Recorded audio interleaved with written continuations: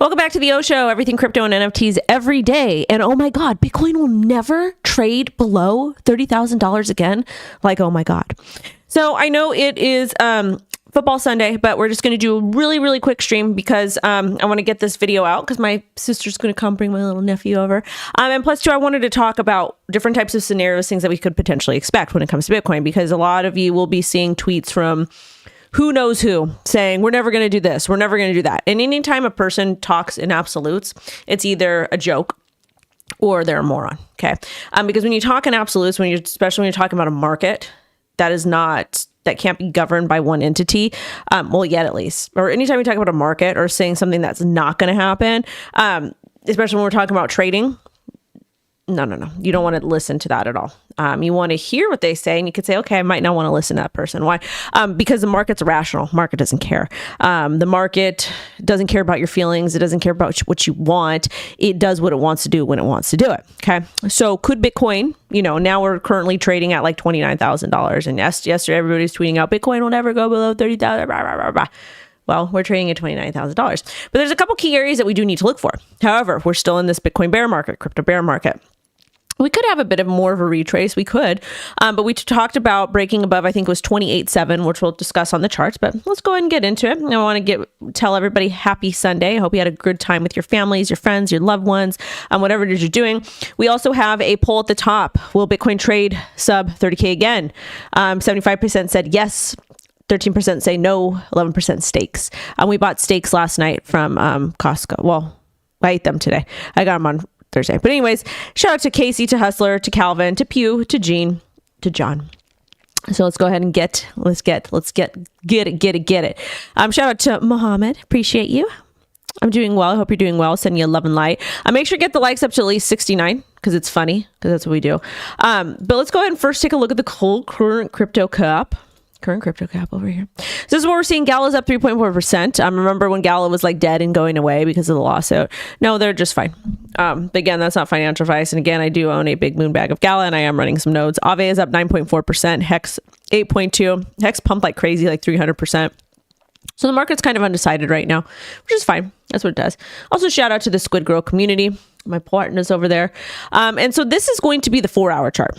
This is going to be the 4-hour chart. Okay. 4-hour chart. So we had, well, actually, let's go ahead. We'll do a Nike chart. We'll do fresh Nike chart. I'm going to remove the drawing tools, do Nike chart. I'm going to keep my EMAs on. Why? Because I said so. Because I want to show you guys some stuff. Okay. So this is going to be the weekly chart. Okay. MACD is getting ready to bull cross. So that's going to be a bullish signal over there. Bullish signal. Just because MACD bull crosses on the weekly doesn't mean you're not going to go back down. Okay. So that's good. But again, it's a lagging indicator. Also too, Market CIPHER, another one of our partners, doing great. And if you guys want to know where I'm trading right now, because I do get people that ask that, where I'm trading right now is I am currently trading on Femex. And if you'd like to trade on there, they're a partner of ours. Great. You can use my ref link. If you don't want to, that's fine as well. So read the terms of service, understand not your keys, not your coins, all of that fun stuff, because it's important to disclose all that stuff. Okay. So I put drop the Femex ref link there. Shout out to Erica. I haven't seen you in a while. Shout out to you. But when you use the ref links, help support me in the channel, but obviously you need to do due diligence first. Okay. So this structure right here we see on the weekly, this gives a bit of a different story. Okay. This gives a bit of a different story, and we actually look really, really nice. This looks beautiful. We've got some swing look lows at approximately 24.7. Oopsie. Hold on one sec. Sorry. Swing look lows here, which is good. We're trading above the EMA 200. That's good. The swing look lows are below the EMA 200. That's good. So we got a lot of, we had a lot of price action that occurred here. Well, not a whole lot, but it's acting its great area of support. You can go ahead and pull it up and use the EMA 200 as well. That's fine. But I use the EMAs because they're faster than moving averages. We want to use things that are a little bit faster. People like regular moving averages. That's fine. That's their business. Anyways, so we take a look. We're currently teetering on top of the EMA 50, which is the white line here, and the EMA 100 is up here. Okay, EMA 100 is up here. Generally, you want to see the EMA stack from lowest to highest, so 50, 100, 200, etc. That's bullish. So as far as Bitcoin goes for the price action, I'm going to change the color as well so we can see. 27.1 was our opening. So we'll go ahead and we'll do blue. Okay. We've got a swing high to 30,300, and we're currently trading here at about 29,000. Okay, 29,000. So this looks good, right? yeah, I think that it does look good. However, I really want to see a break above like 33,000. If we can break above 33,000, would love to see it. To me, that would be super bullish. That would be the most bullish case. I don't necessarily know if we're quite ready for that yet, and that's okay because we still have a little bit of time before, the halvening and all that fun stuff. Again, halvening is a moving date, etc. So that being said, I would love to see us break above this area here, about 32,000, and really smash above 33,000 is an important area. So the weekly, this is bullish. This is looking really good. Now we go to the daily. Daily is going to tell us a little bit of a different story. Reason being is because we're going to see a little bit of pullback here, okay? A little bit of pullback. So we had this beautiful swing wick high that occurred on Monday to about Monday, October 16th to about 30,200. That was due to the misreporting from Cointelegraph. They put a tweet out and said the BlackRock Bitcoin ETF, spot ETF was approved, I believe something like that. And that's what we saw happen. Not good. I was away last weekend. Anyways, I digress. All right, so that's kind of what happened. That's why we saw that close back here at about 28.5 because it was fake news. However, we really sustained. We kind of chopped a little bit over here Tuesday, Wednesday, Thursday, and then we finally got that beautiful big breakout, okay? Beautiful big breakout. So the daily is also looking okay. However, we're having trouble breaking above $30,200. And this is the area that we had trouble that when we had the fake pump on Monday, that's what happened. So I'd like to see us sustain, at least get it back above that. So, close at about $30,300. That would be a crucial area. Now taking a look at the 12-hour. 12-hour is showing a little bit of weakness here. So we might get that retrace back down to about 28.9, which is fine. But it is looking like we're going to have a little bit of a pullback that does this, and then hopefully it does something like this along these lines, okay? And then when we take a look at the 4-hour chart, 4-hour chart is also indicating we already had MACD pullback and we're essentially in a downtrend on the 4-hour, okay? Why are we in a downtrend on the 4-hour? Well, if you draw a little bit of a trend line like this, you'll see, okay? So I'll show you. Let's do this. Let's get rid of the drawing tools. You see we're in a little bit of a downtrend. We had the swing wick high here yesterday, and then we've just been trading downward, okay? So we really need to, if we want to be bullish, we need to break out above 29.9 and then continue to climb upwards. So is Bitcoin going to sustain above 30,000? I don't necessarily think so right away. I think we're going to have a little bit of volatility. I think we might even retrace to about like 28.8. Now when we take a look at this chart here, it's a little bit different, but there's a couple things I want to show you. That's why I'm showing you, okay? So we were able to really hold this trend line that we talked about on the show and then continue to rock our way upwards.